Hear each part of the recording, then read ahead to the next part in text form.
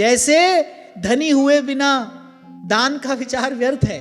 सीधी सी बात है, देने के लिए कुछ है ही नहीं, अब बैठे बैठे करते रहो विचार, क्या होगा उससे।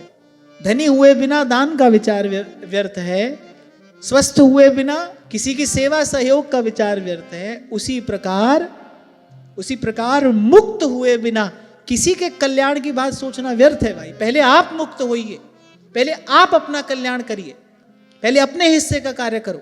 ये जो इतनी विसंगति, इतनी विडंबना धर्म के क्षेत्र में देखी जा रही है, उसका कारण यही तो है। अपना कल्याण हुआ नहीं और लगे धर्म का प्रचार करने, अपना काम हुआ नहीं और कर रहे हैं दूसरे का कल्याण। और होता क्या है भाई, ये संसार है। ऐसे इतिहास पढ़ने का भी मुझे शौक है, तो मैं कभी कभी पढ़ लेता हूं।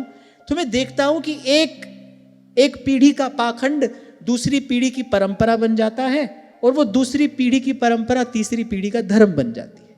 यही होता आया है आज तक। एक व्यक्ति जन संग्रह कर किसी पाखंड की प्रतिष्ठा करता है, दूसरी पीढ़ी के लिए वही परंपरा बन जाता है, और तीसरी पीढ़ी के लिए वही धर्म।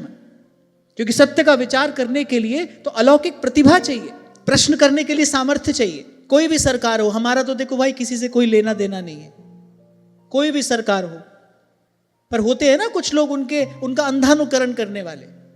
गलत कर रहे हैं तो भी ठीक है, ठीक कर रहे हैं तो भी ठीक है। प्रश्न करने का साहस किसी किसी में होता है। कौन प्रश्न करेगा? जो उचित अनुचित का विचार कर पा रहा है। ऐसे यहां भी अंधानुकरण है। और अब तो पूछो ही मत, बाबा रे बाबा, कान को हाथ लगाओ, बोलो ही मत।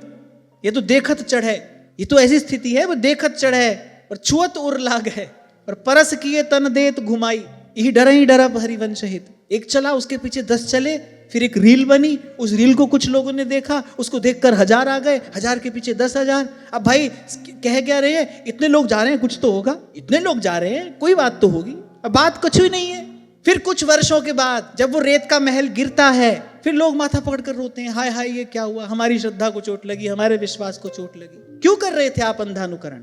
अरे अपने आत्मविश्वास, आत्मसम्मान, आत्मविवेक का आदर, सुरक्षा, ये भी तो अपना कर्तव्य है। मैं तो सदा से आपको कहता आया हूं भाई, श्रद्धा विश्वास दैवी संपद है।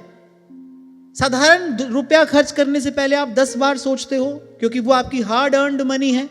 100 रुपया खर्च करने से पहले आप 10 बार सोचते हो। ऐसे अपनी श्रद्धा विश्वास कहीं भी लगा देते हो, बचते हो आप, इस कार्य से बचते हो। क्योंकि विचार करने के लिए विवेक चाहिए, विवेक के लिए सत्संग चाहिए। भाई इतना झंझट कौन करे? नए बाबा जी आए हैं, सर पर हाथ रखेंगे और हमारा काम हो जाएगा। कौन इतने पचड़े में पड़े? पहले हम सत्संग में जाएं।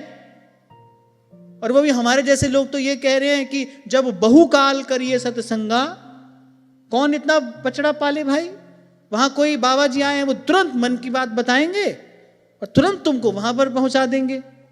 हमारे पास माथा मारने रोज कौन आएगा? पर भैया देयर इज नो शॉर्टकट, कोई ऐसा शॉर्टकट है नहीं वहां पर पहुंचने का।